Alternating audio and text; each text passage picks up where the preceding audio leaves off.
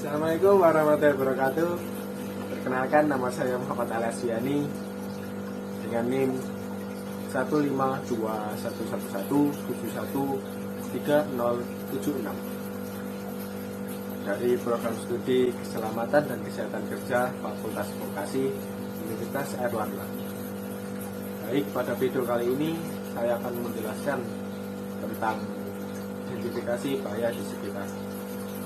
Perlu kalian ketahui, setiap aktivitas pekerjaan selalu memiliki bahaya dan risiko tersendiri. Untuk itu kita harus memahami apa itu hazard, risk, dan upaya pengendalian.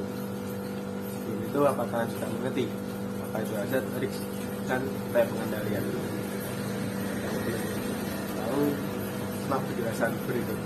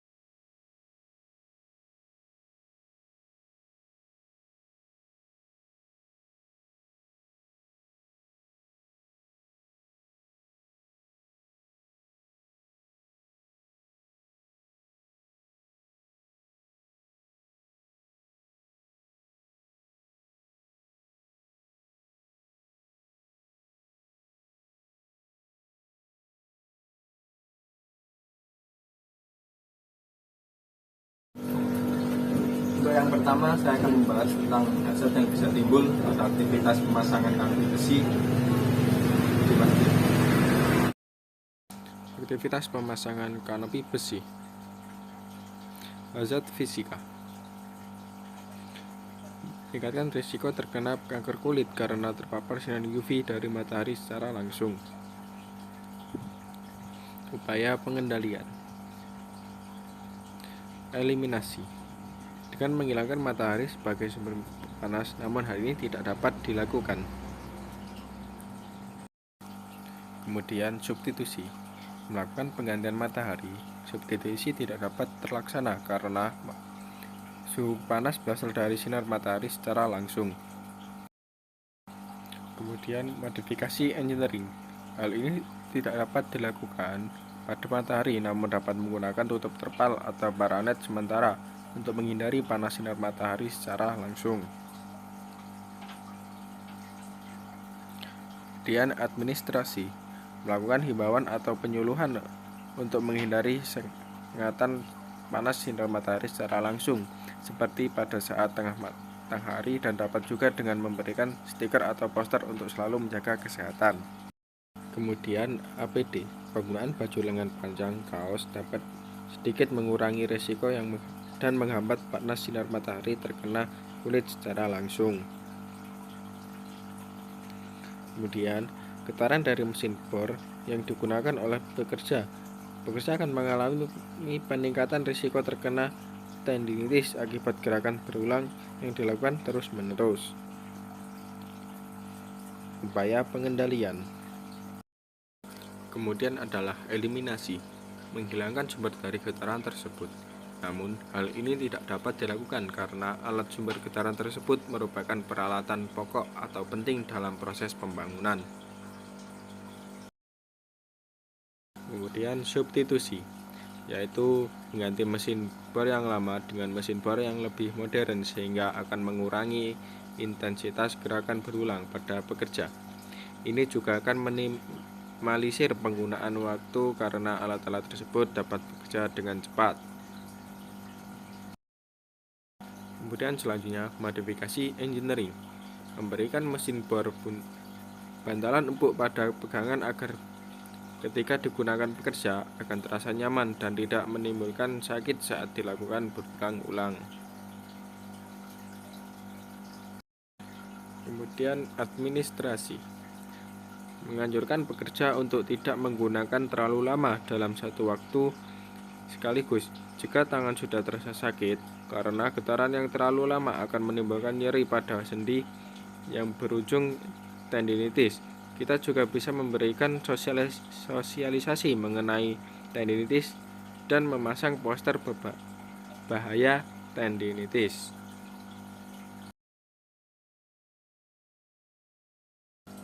Kemudian APD memberikan pekerja sarung tangan agar merasa nyaman saat melakukan penggunaan mesin bor. Kemudian adalah hazard kimia. Penggunaan zat kimia yang berbau tajam. Upaya pengendalian.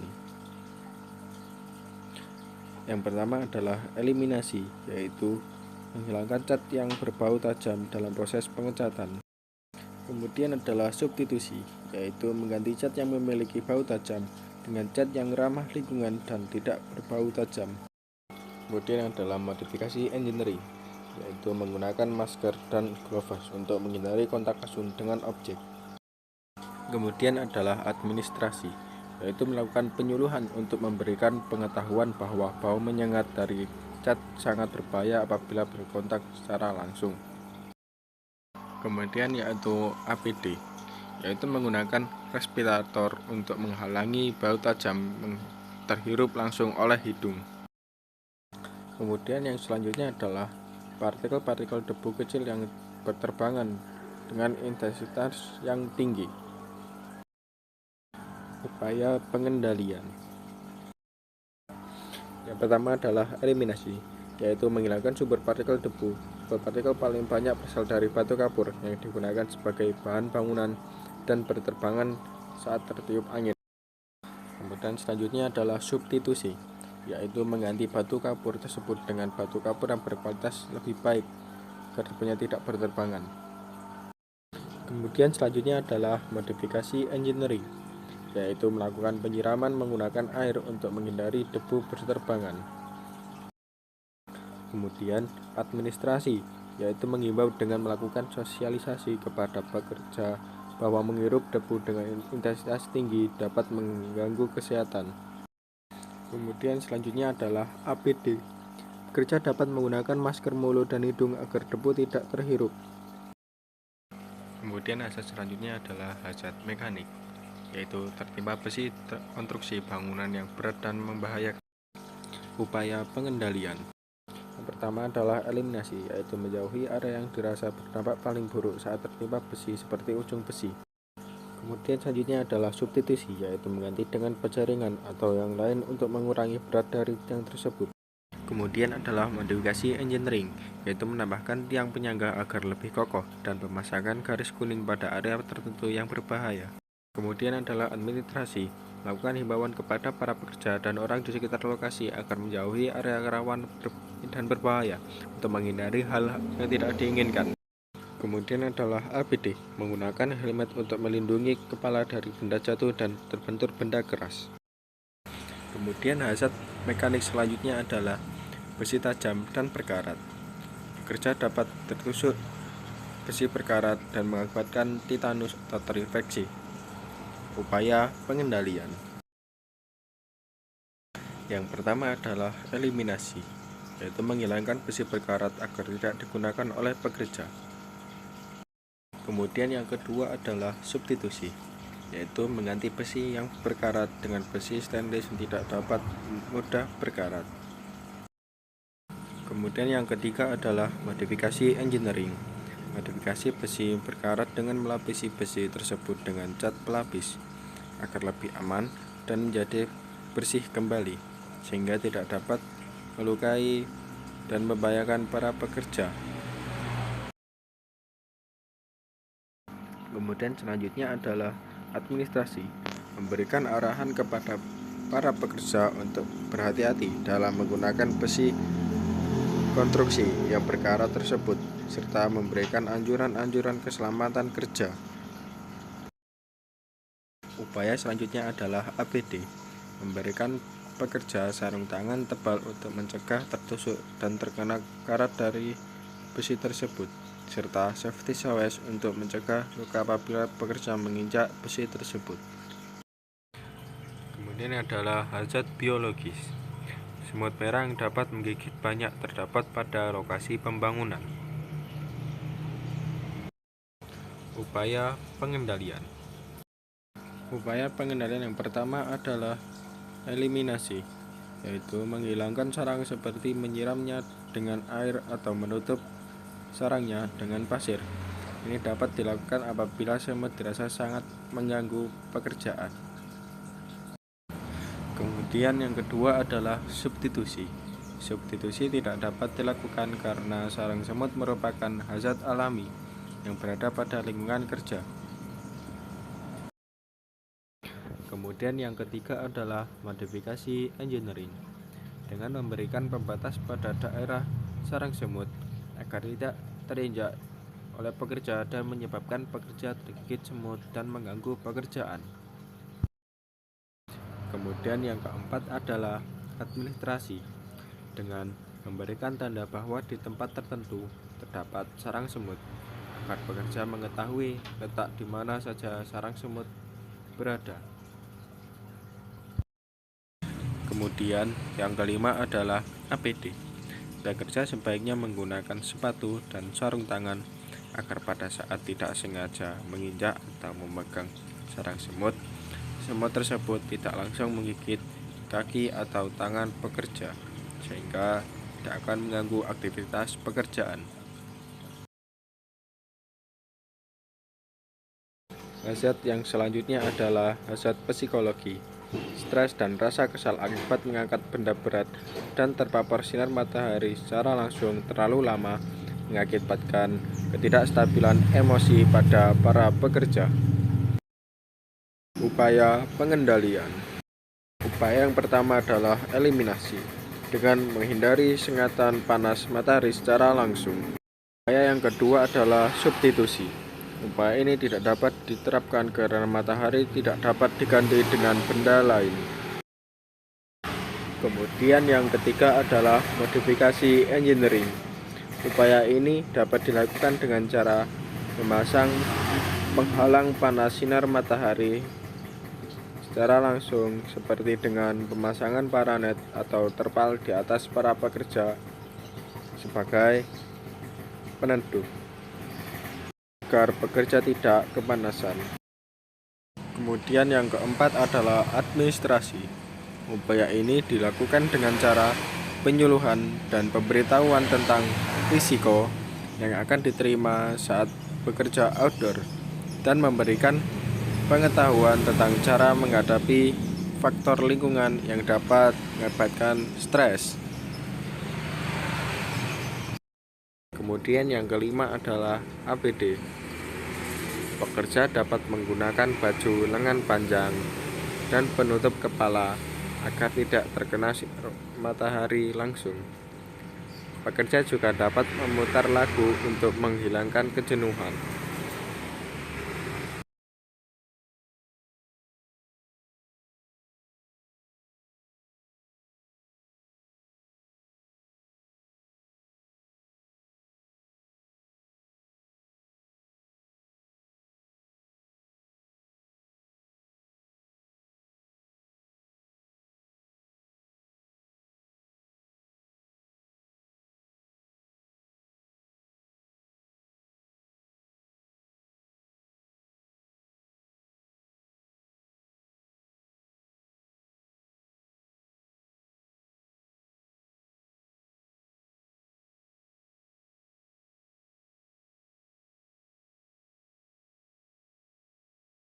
Untuk aktivitas yang kedua, saya mengidentifikasi hazard yang dapat terjadi pada lokasi toko ikan hias dengan aktivitas perawatan akuarium dan ikan di toko ikan yang menggunakan banyak alat listrik.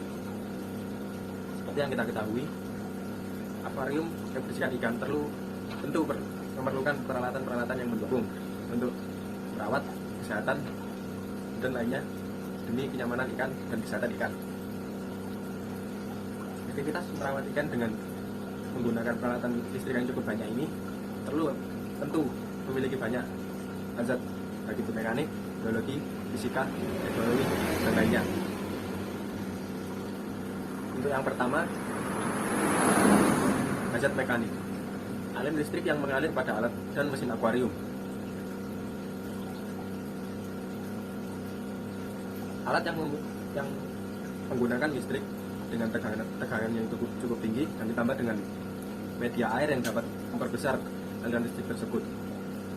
Hal ini dapat menjadikan suatu masalah apabila ada konsleting listrik ataupun terjadi sobekan pada kabel mesin yang dapat mengakibatkan bocornya aliran listrik dan menyebar melalui air sehingga dapat membahayakan orang, pelanggan maupun lainnya, maupun ikan itu tersebut.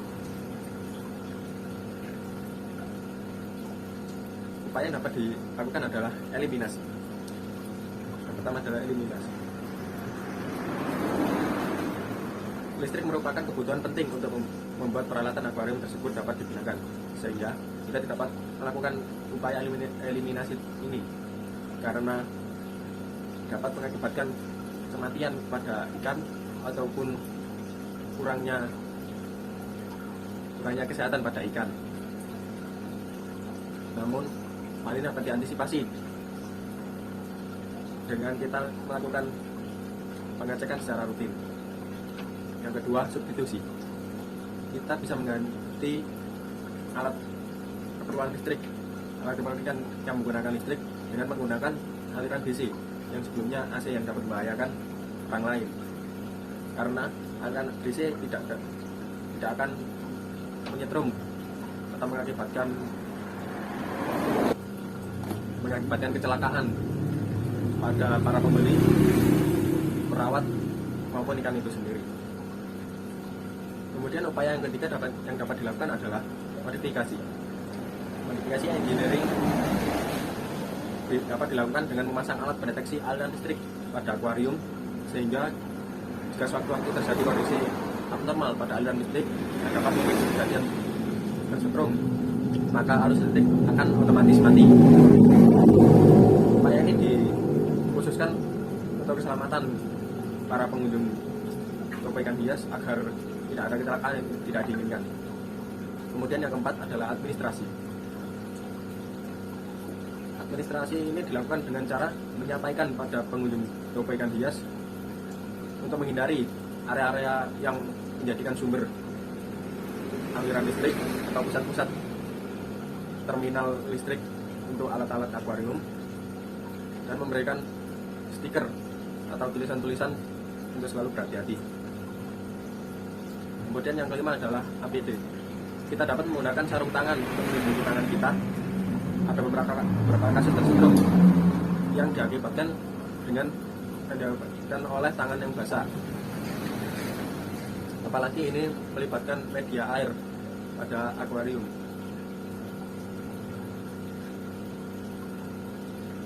Kemudian aktivitas yang kedua adalah ujung akuarium yang tajam. Di setiap sisinya sering kita jumpai di toko akuarium.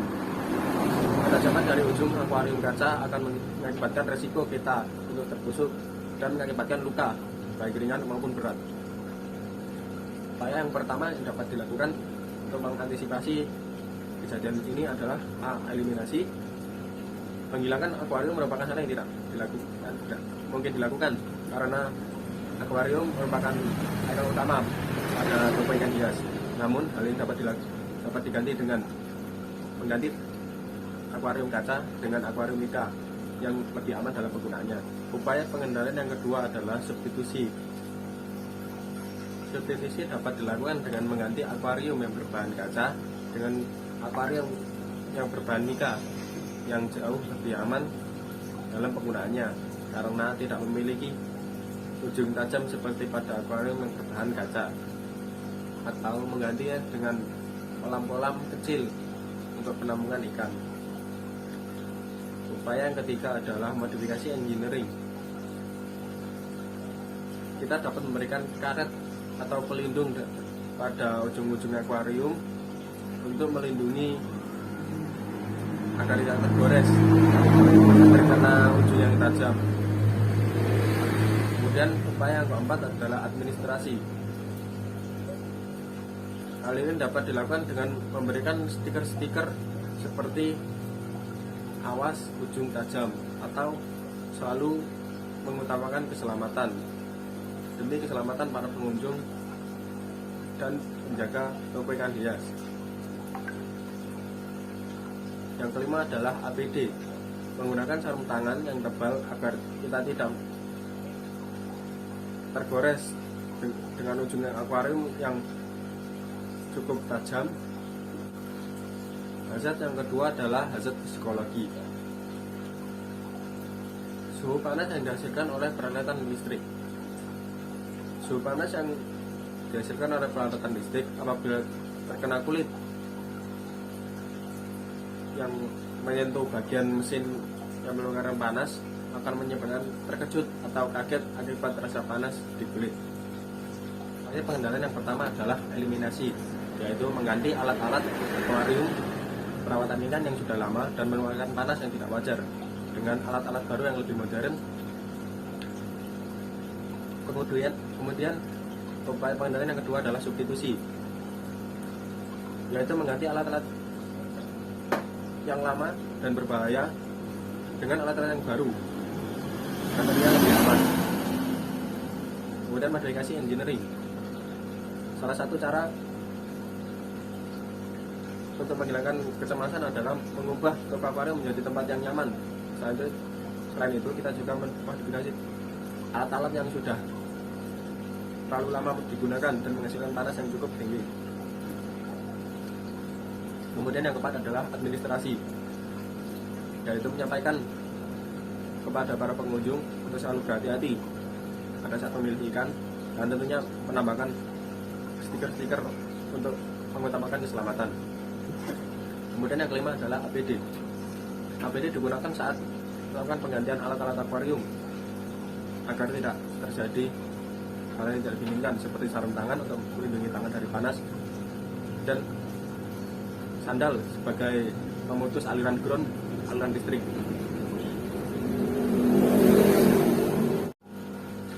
Hazard yang kedua adalah hazard biologi, yaitu banyak nyamuk yang ditemukan bersarang di sela-sela rak akuarium dan di bawah tumpukan barang yang tidak digunakan. Kita nyamuk dapat menyebabkan rasa gatal dan kemerahan pada kulit sehingga dapat mengganggu. Upaya yang dapat dilakukan untuk pengendaliannya adalah pertama eliminasi, yaitu menghilangkan sumber sarang dari nyamuk seperti tumpukan plastik, ikan, dan tumpukan alat-alat yang tidak digunakan. Kemudian melakukan penyemprotan rutin. Kemudian upaya pengendalian yang kedua adalah substitusi, yaitu mengganti wadah dan tumpukan wadah yang tidak tertutup dengan wadah yang memiliki tutup sehingga tidak dijadikan sebagai tempat berkembang biak nyamuk. Kemudian yang ketiga adalah modifikasi engineering. Kita bisa memasang sensor atau timer pada mesin penyemprot nyamuk agar dapat menyemprot secara otomatis apabila ditemukan nyamuk yang cukup banyak di ruangan. Kemudian yang keempat adalah administrasi, yaitu memberikan himbauan untuk menjaga kerapian dan kebersihan ruangan agar tidak digunakan sebagai sarang nyamuk. Kemudian yang kelima adalah APD, menggunakan pakaian tertutup agar nyamuk tidak dapat langsung menggigit kulit kita sehingga kita tidak akan terhindar dari gigitan nyamuk. Hazard yang keempat adalah hazard kimia, kandungan bahan kimia pada cairan pembersih akuarium. Senyawa kimia atau pembersih akuarium tersebut apabila digunakan dalam jangka waktu panjang dan kadar yang tinggi dapat menyebabkan sakit kepala, masalah pernafasan, asma, dan sakit dan iritasi pada kulit. Upaya pengendalian yang dapat dilakukan adalah yang pertama, eliminasi, yaitu menghilangkan penggunaan alat cairan-cairan pembersih yang dapat membahayakan. Kemudian yang kedua adalah substitusi, yaitu mengganti cara pembersih akuarium tersebut dengan bahan yang lebih alami dan lebih aman yang dapat digunakan setiap harinya. Kemudian yang ketiga adalah modifikasi engineering. Kita bisa memodifikasi kandungan dari cairan pembersih akuarium tersebut dengan menurunkan kadar dari cairan tersebut dengan menambahkan air atau membuat produk tersendiri yang lebih aman dan kita lebih tahu apa saja dalam komposisinya. Kemudian yang keempat adalah administrasi, yaitu menempelkan stiker pada botol cairan pembersih akuarium tersebut untuk yang digunakan terlalu sering dan hanya digunakan secara berkala, dan juga menambahkan stiker bahwa cairan tersebut berbahaya untuk penggunaan jangka panjang. Kemudian yang kelima adalah APD. Saat menyemprotkan cairan pembersih akuarium, kita bisa menggunakan masker dan baju lengan panjang untuk menghindari partikel-partikel cairan produk tersebut mengenai tubuh kita secara langsung. Kemudian hazard yang kelima adalah hazard ergonomi, yaitu posisi membungkuk terus-menerus saat membersihkan akuarium. Posisi membungkuk dalam jangka waktu yang lama dapat mengubah susunan tulang belakang yang awalnya tegap menjadi maju ke belakang atau kifosis. Apabila dilakukan terus-menerus, maka susunan ini dapat menjadi permanen dan harus menggunakan alat atau terapi untuk mengembalikannya. Upaya pengendalian yang pertama dapat dilakukan adalah eliminasi, yaitu menghilangkan kebiasaan membungkuk ketika membersihkan akuarium. Kemudian yang kedua adalah substitusi, yaitu mengganti meja yang pendek menjadi lebih tinggi sehingga meja harus sesuai dengan tinggi kita saat membersihkan akuarium. Agar saat kita membersihkan akuarium, kita tidak terlalu memaksakan diri kita untuk menyesuaikan dengan akuarium. Kemudian yang ketiga adalah modifikasi engineering. Kita bisa memakai kaki fleksibel pada meja akuarium untuk mengatur ketinggian agar sesuai dengan postur kita ketika membersihkan.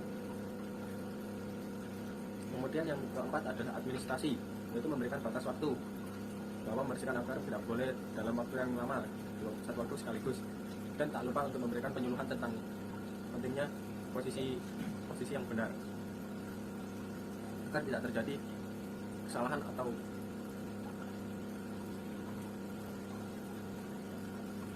gejala yang ditimbulkan akibat aktivitas membungkuk tersebut. Kemudian yang kelima adalah APD. Kita dapat menggunakan penyangga punggung agar saat kita membersihkan akuarium, tubuh kita dalam posisi membungkuk dan tetap tegap.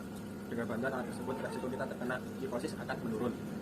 Aktivitas yang ketiga, saya mengambil kegiatan di ruang tengah, yaitu menyetrika pakaian. Yang pertama adalah hazard mekanik, aliran listrik yang mengalir pada setrika. Apabila terjadi masalah pada aliran listrik, baik dari kabel pengantar sumber listrik atau dari masalah lain, akan mengakibatkan resiko kita tersetrum, bahkan bisa kehilangan nyawa. Untuk upaya pengendaliannya, yang pertama adalah eliminasi. Listrik merupakan kebutuhan penting untuk membuat setrika tersebut dapat digunakan, sehingga kita tidak bisa menghilangkan aliran listrik tersebut. Sehingga yang kita dapat lakukan adalah mengeliminasi kemungkinan kita tersetrum, seperti menghilangkan kabel yang sudah sobek atau setrika yang sudah rusak. Yang kedua adalah substitusi. Kita bisa mengganti setrika berenergi listrik dengan setrika berenergi lain, seperti setrika yang menggunakan arang untuk lebih aman. Kemudian yang ketiga adalah modifikasi engineering. Kita bisa memasang alat pendeteksi aliran listrik pada setrika kita, sehingga jika sewaktu-waktu terjadi kondisi abnormal pada aliran listrik yang dapat memicu terjadinya tersetrum, maka setrika akan otomatis mati, dan dapat juga ditambah dengan alat pendeteksi konsleting, sehingga pada saat ada konslet akan otomatis mati, sehingga tidak membahayakan kita maupun orang lain. Yang keempat adalah administrasi. Menyampaikan pada pengguna setrika tersebut untuk selalu memperhatikan kondisi setrika apabila terjadi masalah pada kabel ataupun pada bagian-bagian lainnya yang dapat memicu korsleting pada setrika. Selain itu, pada kabel setrika dia harus memasang tanda bahaya bahwa pada kabel tersebut tidak boleh sembarangan saat digunakan. Kemudian yang kelima adalah APD. Kita dapat menggunakan sarung tangan untuk melindungi tangan kita saat ada beberapa kasus tersetrum yang diakibatkan oleh kondisi tangan yang basah saat menyetrum aliran listrik. Maka dari itu untuk mencegah hal tersebut alangkah baik kita menggunakan sarung tangan. Kemudian hazard mekanik selanjutnya adalah jarum pentul dan peniti tajam yang biasa menempel di pakaian. Ketajaman dari jarum pentul dan peniti akan meningkatkan risiko kita untuk tertusuk dan mengakibatkan luka terbuka serta pendarahan ringan. Namun ketika kita jarum pentul atau peniti tersebut kotor atau berkarat, maka dapat mengakibatkan risiko infeksi. Upaya pengendalian yang pertama adalah eliminasi, yaitu menghilangkan peniti dan jarum pentul pada pakaian yang akan kita setrika dengan kita harus selalu memeriksa apakah terdapat benda asing pada pakaian yang akan kita setrika dan melepaskannya agar saat kita menyetrika menjadi lebih aman. Kemudian yang kedua adalah substitusi. Substitusi tidak dapat dilakukan mengingat peniti dan jarum pentul kita temukan dalam kondisi tidak sengaja atau tidak direncanakan. Kemudian yang ketiga adalah modifikasi engineering. Kita dapat memberi sensor pendeteksi pada setrika apakah ada jarum pentul atau lainnya pada pakaian. Apabila ingin lebih sederhana, kita dapat memeriksa baju terlebih dahulu apakah terdapat jarum pentul atau benda lainnya agar tidak melukai diri. Kemudian yang keempat adalah administrasi. Selalu membiasakan untuk memeriksa pakaian terlebih dahulu sebelum menyetrikanya. Kita juga bisa memasang poster-poster langkah menyetrika yang baik pada ruangan untuk menyetrika tersebut. Kemudian yang kelima adalah APD. Itu menggunakan sarung tangan yang tebal agar saat kita ingin mencabut atau tidak sengaja memakai jarum pentul atau peniti tersebut, kita tidak akan terluka. Kemudian yang kedua adalah zat fisika, suhu panas yang dihasilkan oleh setrika listrik. Apabila kita tidak sengaja menyentuh bagian setrika yang mengeluarkan panas, maka dapat menyebabkan luka bakar. Pengendalian hazard yang dapat dilakukan adalah yang pertama, eliminasi.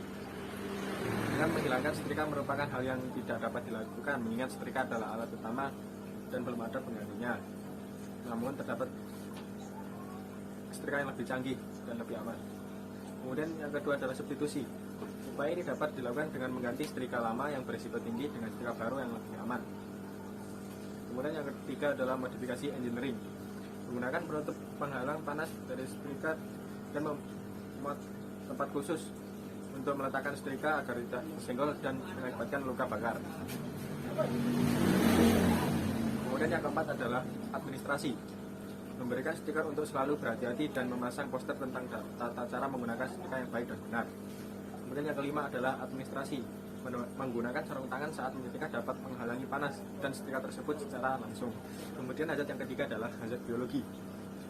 Banyak nyamuk yang ditemukan bersarang di tumpukan baju yang belum disetrika. Dan nyamuk dapat menyebabkan rasa gatal dan kemerahan pada kulit sehingga sangat mengganggu proses menyetrika. Kemerahan tersebut pun dapat menjadi luka apabila kita garuk terus-menerus. Pengendalian resiko yang dapat kita lakukan adalah yang pertama, eliminasi. Kita dapat menghilangkan sumber sarang dari nyamuk seperti tumpukan pakaian.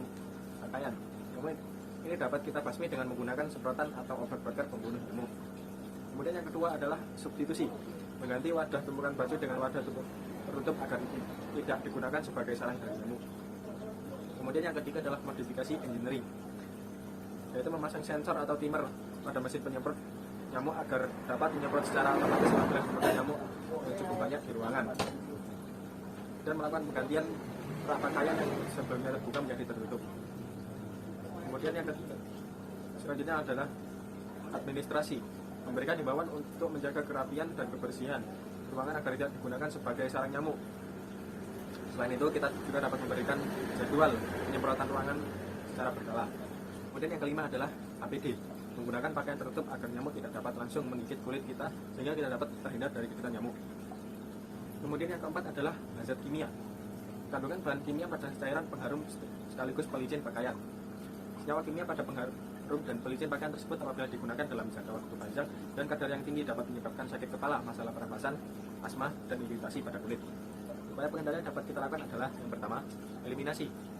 Penggunaan dari pengharum dan pelicin pakaian dapat dihilangkan karena telah dicuci menggunakan deterjen, tentu pakaian sudah berbau harum sehingga tidak perlu untuk diberi tambahan pengharum lagi.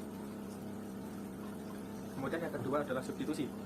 Kita bisa mengganti pengharum dan pelicin tersebut dengan bahan yang lebih alami. Saya itu tidak memperhatikan komposisi dari produk tersebut dan mengganti produk yang kita gunakan dengan produk yang kadar bahan kimianya lebih rendah dan lebih ramah lingkungan.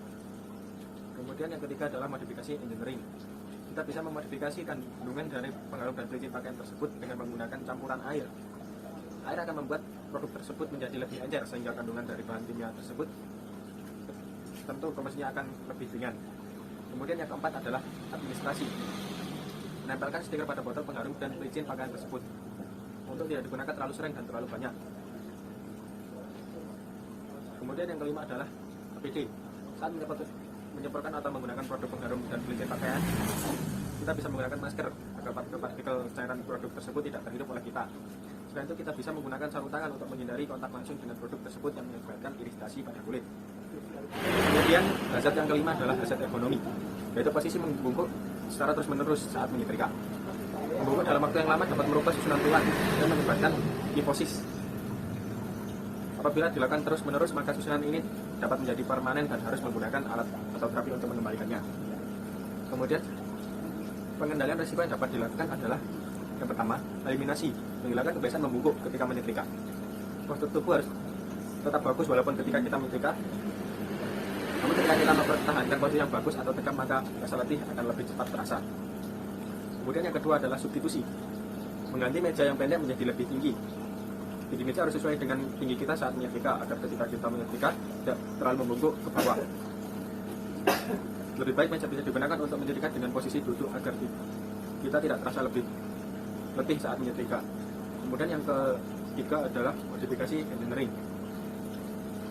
Kita bisa memasang kaki fleksibel pada meja yang dapat diatur ketinggiannya agar sesuai dengan postur kita ketika menyetrika. Kaki fleksibel ini akan memudahkan meja untuk kita atur ketinggiannya.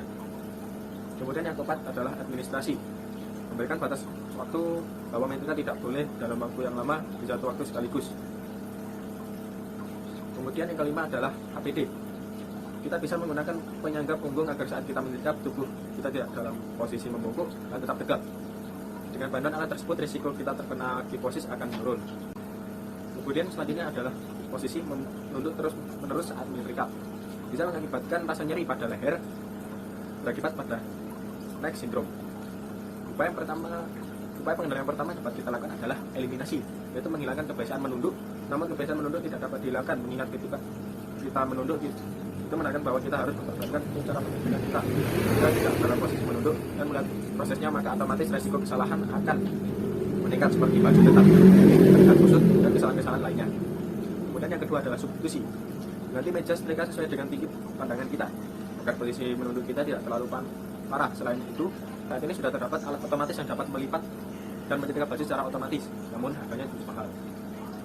Kemudian yang ketiga adalah modifikasi engineering, mengubah lokasi dan posisi menyetrika menjadi lebih sesuai dengan postur tubuh yang sehat.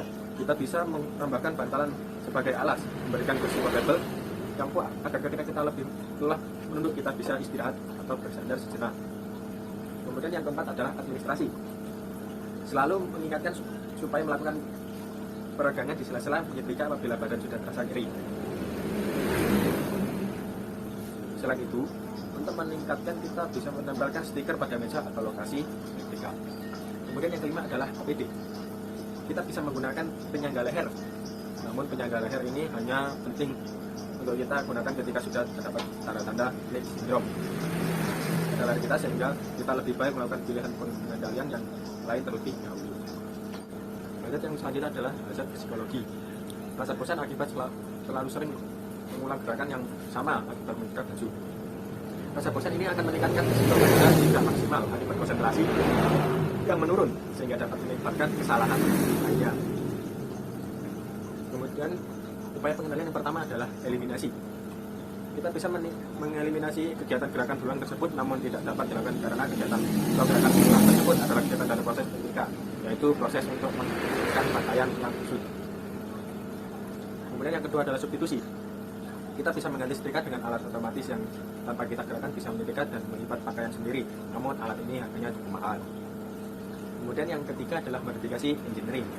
Kita bisa memasang timer untuk mengingatkan kita beristirahat ketika sudah terasa bosan dan letih untuk menyetrika. Tempat ini dapat disesuaikan dengan kebutuhan dan keinginan kita. Kemudian yang keempat adalah administrasi. Memberikan himbauan untuk beristirahat di sela-sela aktivitas. Istirahat ini juga bisa berfungsi untuk menyegarkan dan mengistirahatkan pikiran agar tidak stres dan bosan. Kemudian yang kelima adalah APD. Menggunakan APD lengkap seperti sarung tangan dan baju yang tertutup agar ketika kita teledor akibat rasa bosan dan letih, maka tubuh kita akan terlindungi.